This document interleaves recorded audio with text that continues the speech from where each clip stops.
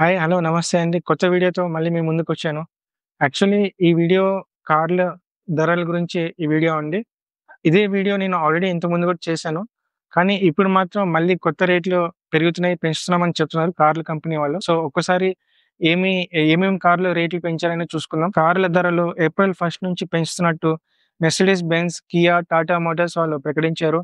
ఈ సరుకుల ధరలు పెరగడంతో పెరిగిన ప్రొడక్ట్స్ రేట్స్ కూడా మెరుగైన పూడ్చుకున్నందుకు కార్ల ధరలు పెంచక తప్పడం లేదని కియా ఇంకా టాటా మోటార్స్ వాళ్ళు చెప్తున్నారు.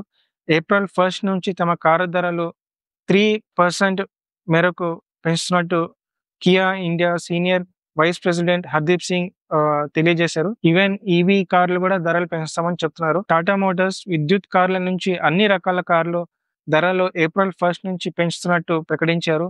మోడల్ వేరియంట్ బట్టి ఈ ధరల పెంపు ఉంటుందని తెలిపారు. అదే ఎంత శాతం మేరకు పెంచుతున్నట్టు కంపెనీ ప్రకటించలేదు. టాటా మోటార్స్ కార్ల ధరలు పెంచడం ఈ ఏడాదిలో ఇది రెండోసారి. మెర్సిడెస్ కంపెనీ కార్ల వాళ్ళు ఏం చెప్తున్నారంటే దీనికి కారణం రూపాయి డౌన్‌ఫాల్ అని చెప్తున్నారు.